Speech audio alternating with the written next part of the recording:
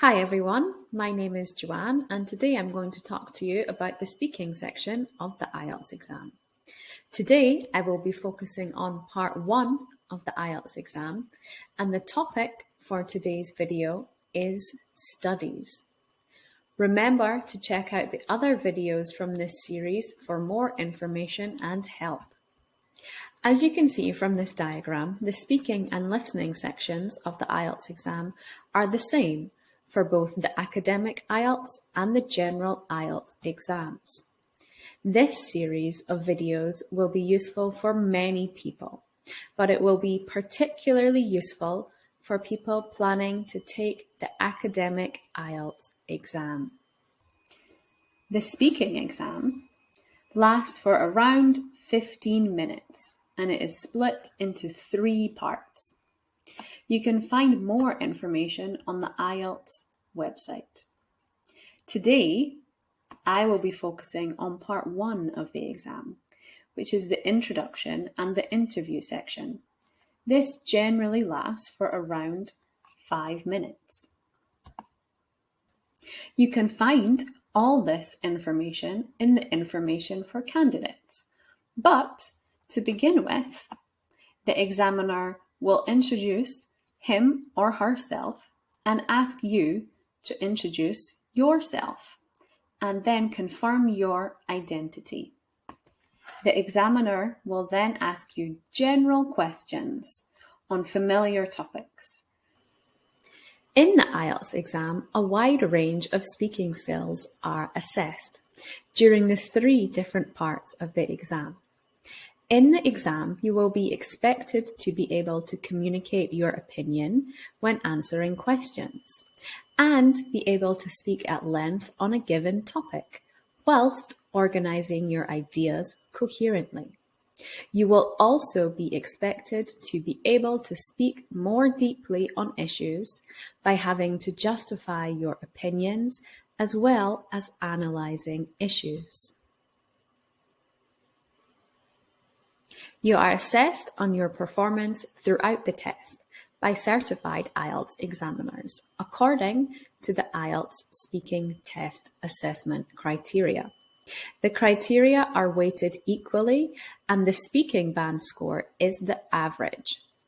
The score is given on a band scale, with 1 being the lowest and 9 being the highest.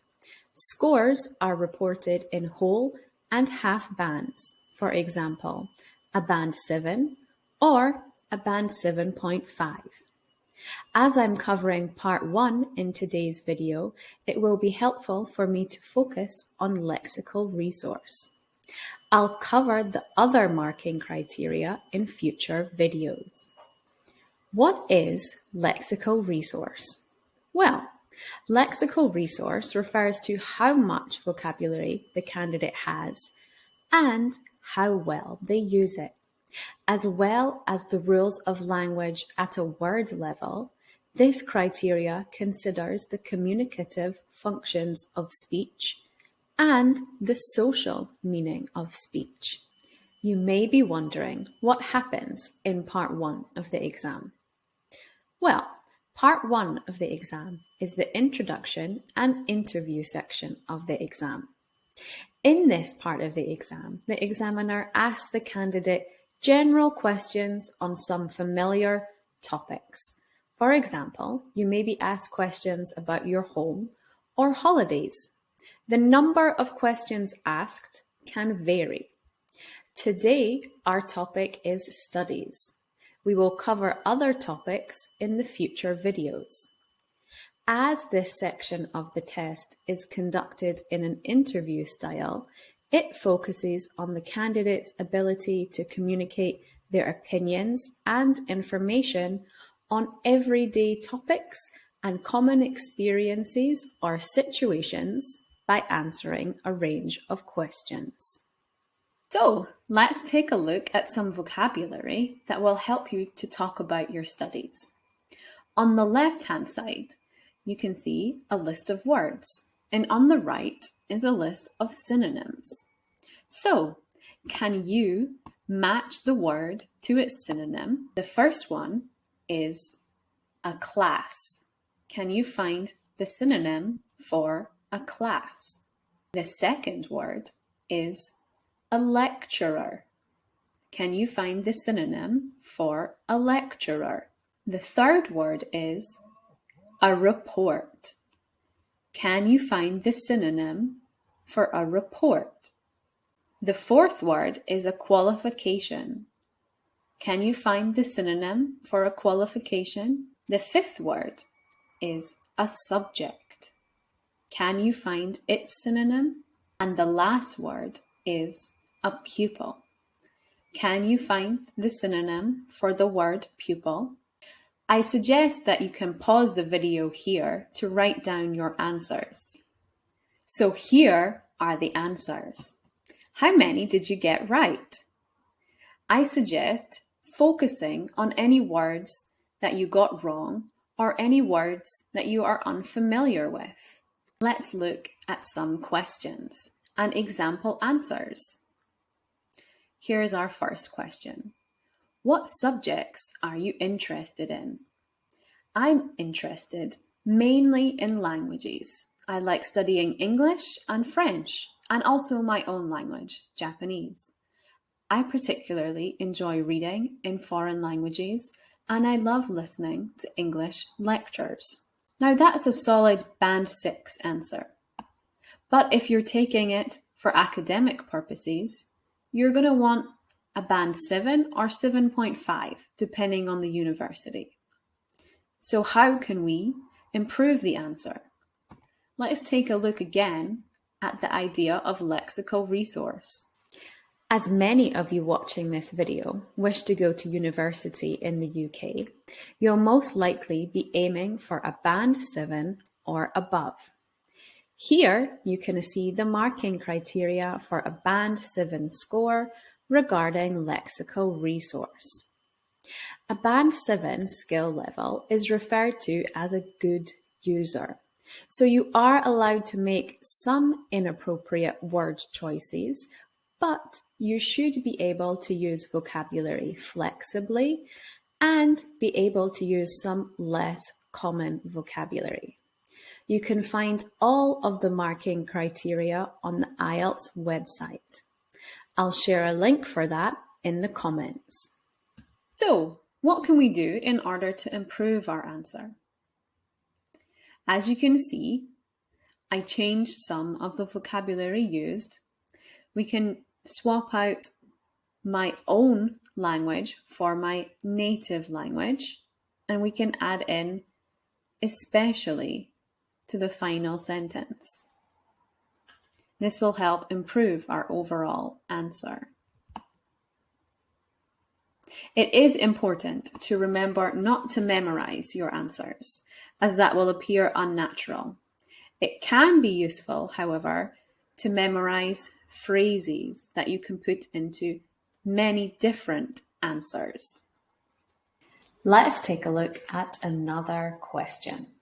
So the question is, what do you like about these subjects?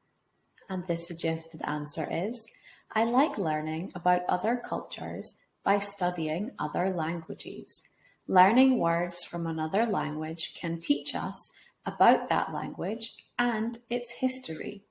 I also think learning foreign languages gives people the chance to explore other countries. So, in what ways do you think we could improve this answer? So here are some suggestions. I changed like to enjoy, and I changed other to different. I also changed I also think to I believe that. So, when you're trying to improve an answer, it is important not to pick a word just because it's difficult. You must also consider if it is the most appropriate choice and how well you can pronounce that word. Let's take a look at another example question. Our question is, when did you become interested in these subjects? And our example answer is, I suppose it was when I was about 10 years old. I went on holiday to Paris, and I can remember learning simple words like bonjour and merci. When I said those words to local people in France, they thought I was so cute.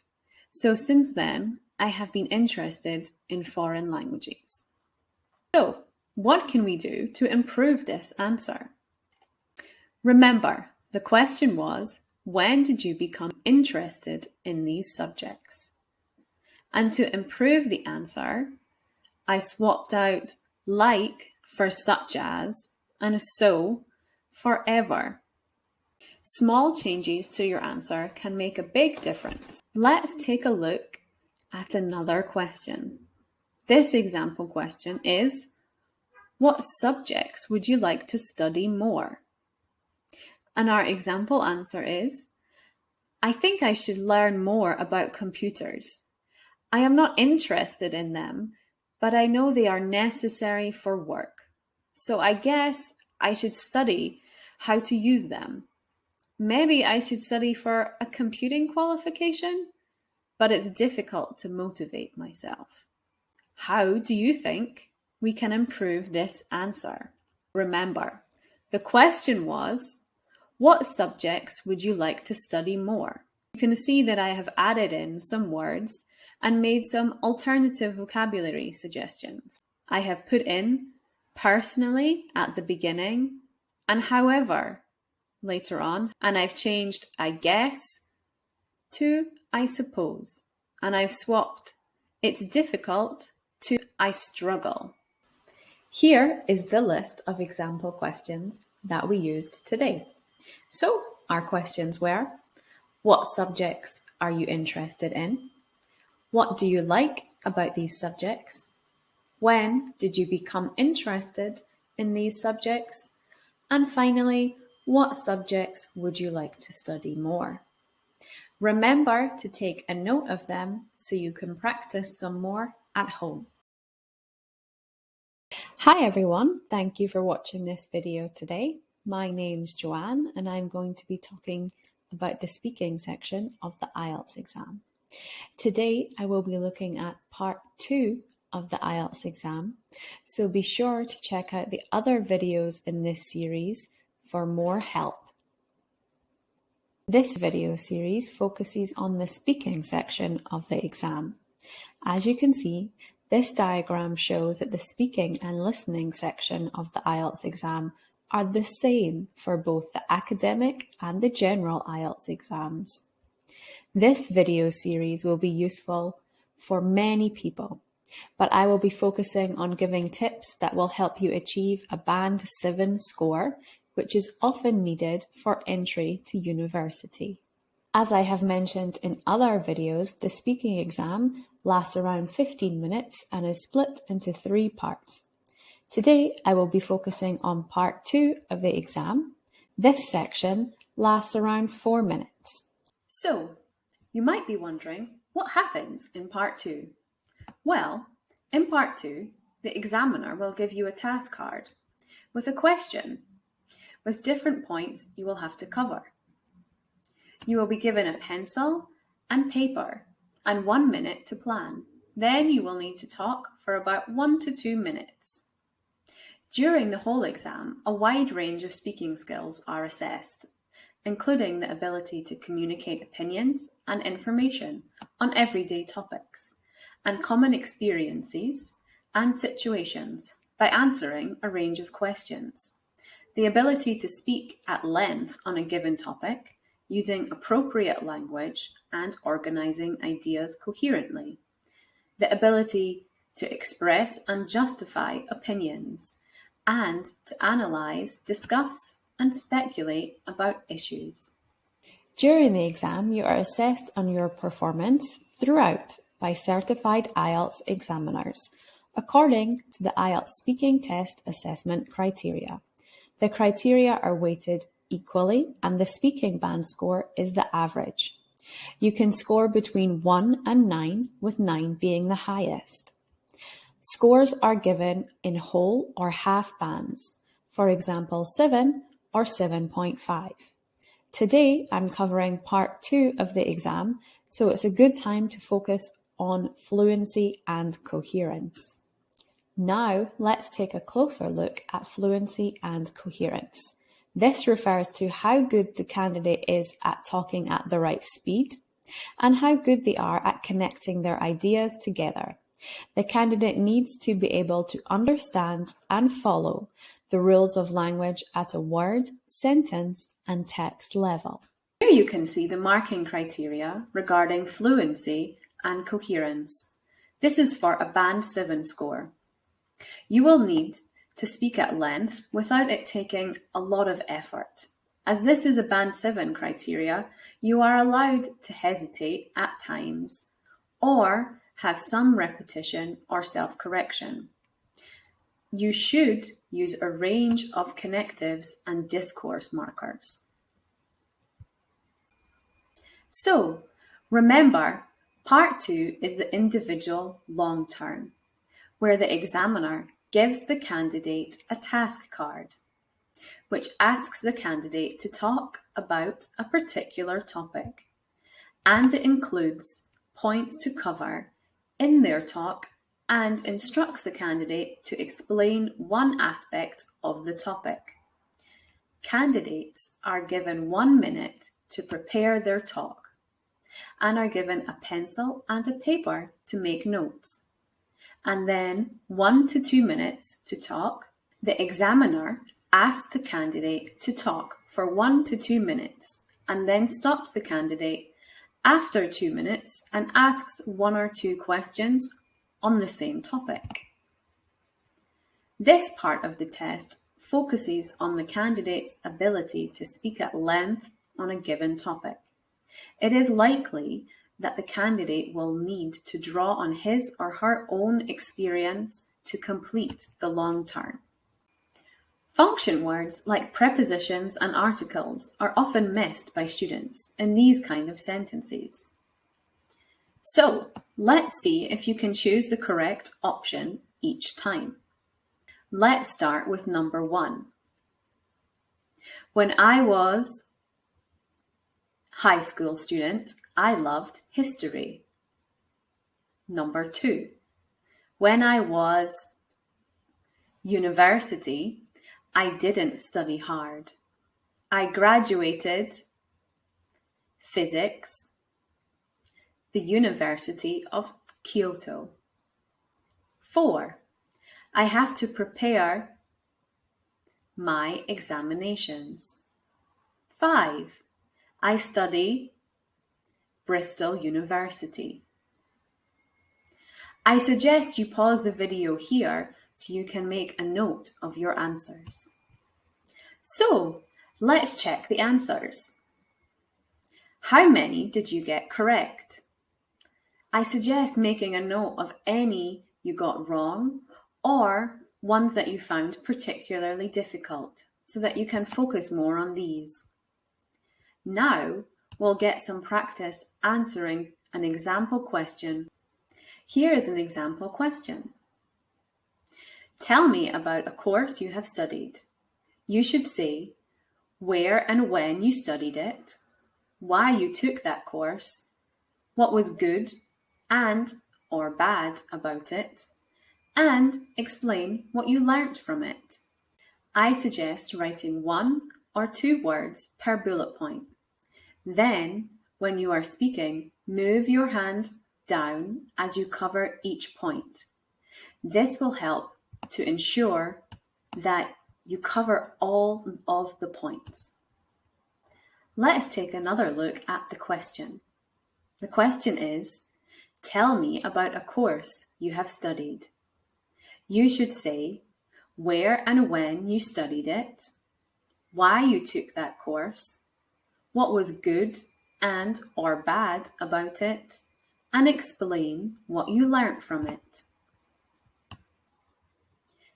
In my example, I am going to write the following. Edinburgh University, 2011, interesting, 100% exam, and finally, working under pressure. Remember, you have 1 minute to prepare. So, now I have prepared, I am ready for the 2 minutes to start. I would say, well, I took a course in 2011 whilst at Edinburgh University. The course was in International Business. Now I can move on to the next bullet point, and I could say, I took this course because I thought it would be interesting, and I was not wrong. It was very interesting, and unlike other courses I was taking at that time, as this class was very small and only had about 30 students in it. I would then move on to the next point and say, the course was 100% exam-based. At first, I imagined that this would be a major drawback of the course, as I was very nervous leading up to the exam. However, I ended up actually enjoying taking the exam, even though it was around 3 hours long. I would then move on to the last point and say, this course taught me about working under pressure. The original negative aspect of the course, it being 100% exam-based, turned out to be what would make the course particularly helpful, as it allowed me to understand my capabilities.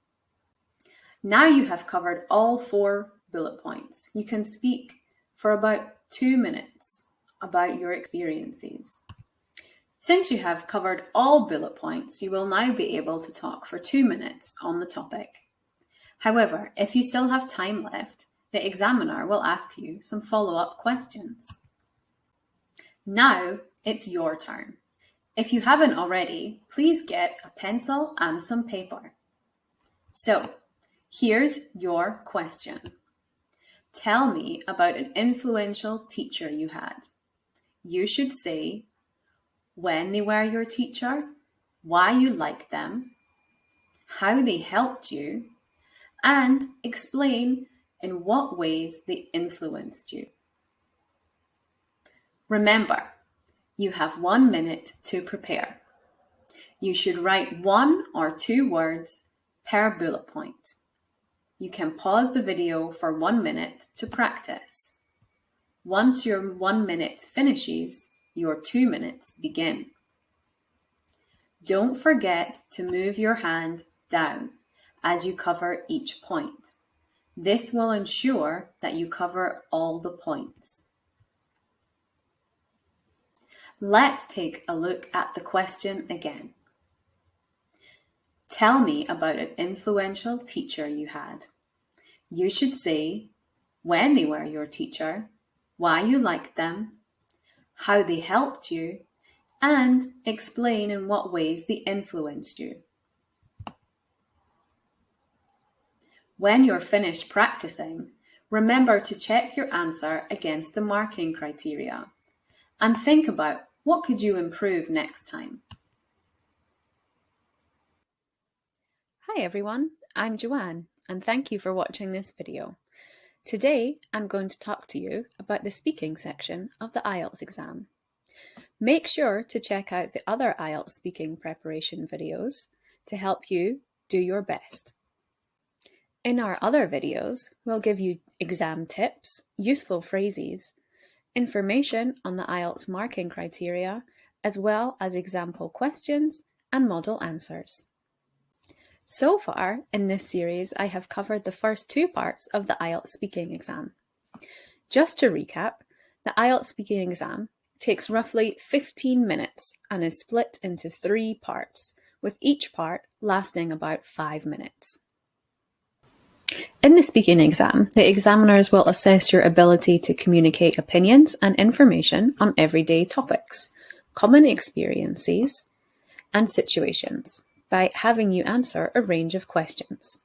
They want to see that you can speak at length on a given topic, using appropriate language and organizing ideas coherently. And they also want to see that you can express and justify opinions and analyze, discuss, and speculate about issues.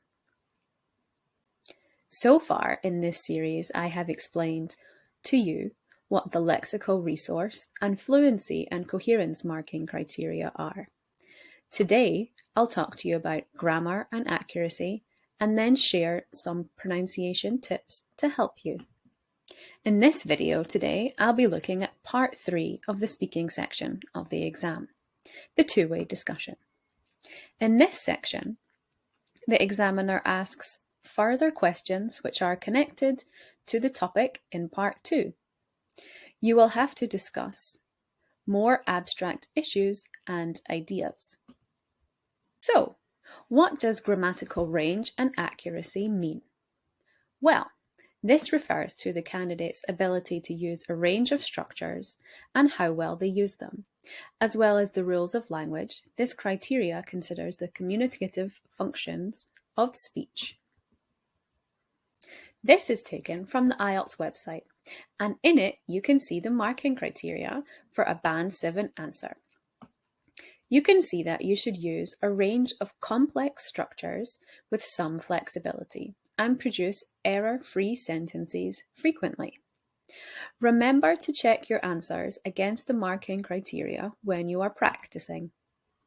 Keeping in mind the grammar marking criteria we've just looked at, here's our first sample question for today. The question is, what is the main purpose of education? So, what kind of grammar structures do you think we can use in our answer? When I read that question, some grammar structures come to mind. For example, modal verbs, like should and must. Let's take a look at an example answer with the grammar points highlighted. Okay, so here you can see a model answer with the suggested grammar points highlighted. So remember, our question was, what is the main purpose of education? And our model answer is, I believe that the main purpose of education is the betterment of society through the betterment of individual people. If an individual is well educated, then all of society should be more prosperous. This is why education is referred to as a human right, as it is a must for the whole of society to flourish. Okay, let's take a look at another question. So this example question is, what is the best way to study from? Lectures or from discussion-based lessons? What grammar structures would you think about using here? So, remember, the question is, what is the best way to study? From lectures or from discussion-based lessons? As you can see, the grammar point I have suggested is to use comparatives. And I've also included points of when you are making big differences known or small differences known. So, here's our model answer with the different grammar points highlighted. Remember, the question was, what is the best way to study? From lectures or from discussion-based lessons? And the answer is, I believe that lecture-based lessons and discussion-based lessons both have their own merits. For example, discussion-based lessons are more enjoyable than studying from lectures, but it could possibly be slightly easier to pass over knowledge quickly in lectures than in discussion-based lessons. Overall, I think that discussion-based lessons are much more engaging than lectures and therefore are the best way to study.